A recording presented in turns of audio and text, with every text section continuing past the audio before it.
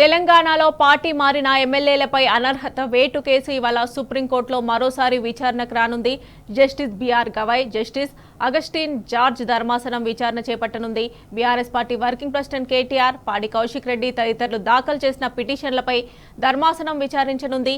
మరోవైపు ఇదే అంశంపై బీజేపీ శాసనసభాపక్ష నేత ఆలేటి మహేశ్వర్ రెడ్డి సైతం సుప్రీంకోర్టును ఆశ్రయించారు. ఈ పిటిషన్ను సైతం బీఆర్ఎస్ నేతల పిటిషన్లకు ట్యాగ్ చేసే అవకాశం ఉంది.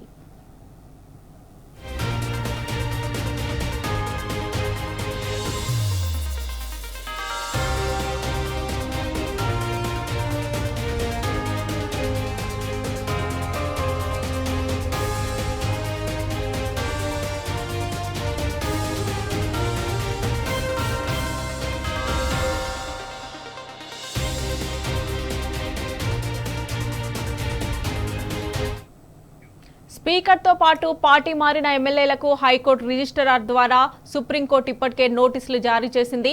తగినంత సమయం అంటే ఏంటో స్పష్టం చేయాలని స్పీకర్ తరపు న్యాయవాదిని ధర్మాసనం ప్రశ్నించింది. మరోవైపు తాము పార్టీ మారలేదని గూడెం మైపాల్ రెడ్డి, కృష్ణమోహన్ రెడ్డి సుప్రీంకోర్టు నోటీసులకు రిప్లై ఇచ్చారు.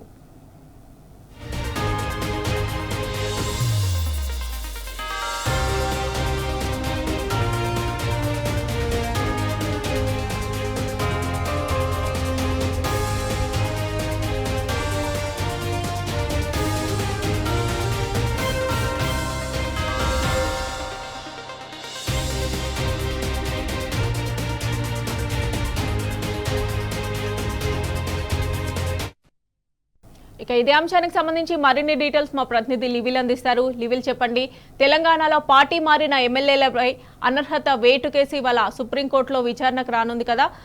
పార్టీ మారిన వాళ్ళ ఆందోళన కూడా నెలకొన్న నేపథ్యం కనిపిస్తుంది. డీటెయిల్స్ ఏంటి? ఏదైతే 10 మంది పార్టీ ఫిరాయింపు ఎమ్మెల్యేలకు సంబంధించిన విచారణ మరి కాసేపట్లో సుప్రీంకోర్టు ఏదైతే గవాయ్ ధర్మాసనం నేతృత్వంలో ధర్మాసనం ప్రారంభించనుంది. ఇప్పటికే పల మార్లు విచారణ జరిగింది. విచారణలో పలు కీలక అంశాలను కూడా ప్రస్తావించింది సుప్రీంకోర్టు. ఏదైతే విచారణ సందర్భంగా ఎంత సమయం కావాలి అని అడిగిన నేపథ్యంలో వీళ్ళు మరికొంత సమయం కావాలని స్పీకర్ తరపు న్యాయవాది ముకుల్ రోహత్గి అన్న నేపథ్యంలో ఇప్పటికే చాలా సమయం మించిపోయింది. ఇప్పటికే దాదాపు 10 నుంచి 11 నెలల సమయం కావచ్చింది. మీరు అనర్హత వేటు వేయడానికి ఇంత సమయం ఎందుకు కావాలి, ఎంత సమయం ఎందుకు తీసుకుంటున్నారు, దీనికి టైం బాండ్ అంటూ ఉండాలని చెప్పేసి కూడా గతంలోనే అనేక మార్లు కూడా సుప్రీంకోర్టు స్పీకర్ సంబంధించిన న్యాయవాదిపై అసహనం వ్యక్తం చేసింది. దీనిపైన మీరు అఫిడవిట్ దాఖలు చేయాలి, వారికి తదుపరి విచారణ లోపు నోటీసులు కూడా జారీ చేయాలి, విచారణకు సంబంధించిన పూర్తి ప్రక్రియను కూడా చెప్పాల్సిన అవసరం ఉందని చెప్పేసి కూడా గతంలోనే అనేక సందర్భాల్లో సుప్రీంకోర్టు ఏదైతే గవాయ్ నేతృత్వంలో ధర్మాసనం చెప్పింది. అయితే వాళ్ళ మరొకసారి విచారణ రానున్న నేపథ్యంలో ఇప్పటికే పార్టీ మారిన 10 మంది ఎమ్మెల్యేలలో ఉత్కంఠత నెలకొంది. ఇప్పటికే అనేక సందర్భాల్లో కూడా స్పీకర్ సంబంధించిన న్యాయవాదిని ప్రశ్నల వర్షం కురిపించింది. అంతేకాకుండా అసహనం వ్యక్తం చేసిన నేపథ్యంలో ఈసారి ఖచ్చితంగా ఏదో ఒకటి తేలుతుందనే ఊహాకణాలు కూడా అందుతున్నాయి.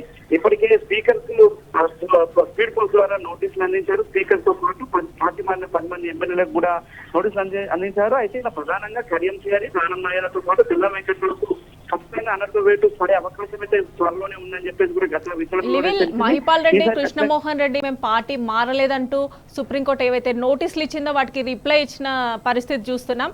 దీన్ని ఏ విధంగా చూడాలంటారు?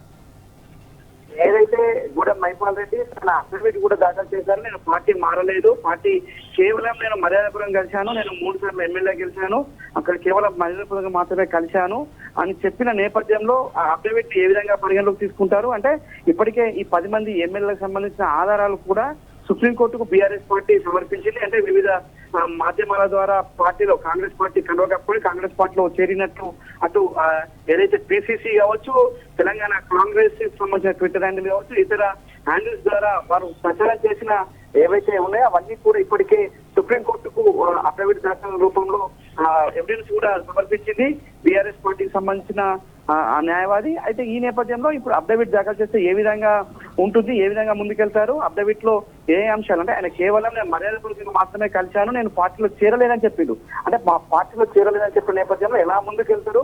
ఈ విధంగా ఒకవేళ ఎవిడెన్స్ ఇప్పటికే ఉన్నాయి కనుక ఫిరాయింపు ఎమ్మెల్యేలకు సంబంధించిన పిటిషన్ వేసిన తర్వాత ఈ విధంగా అఫిడవిట్ ఇవ్వడం ఇవన్నీ చూస్తుంటే ఖచ్చితంగా అఫిడవిట్ పరిగణలోకి తీసుకున్నా అనేది కూడా ఒక చర్చగా ఉంటుంది. ఇది కూడా ఏదైతే బీజేపీ సంబంధించిన ఎమ్మెల్యే ఏదైతే మహేశ్వర్ రెడ్డి కూడా ఇప్పటికే పిటిషన్ దాఖలు చేశారు.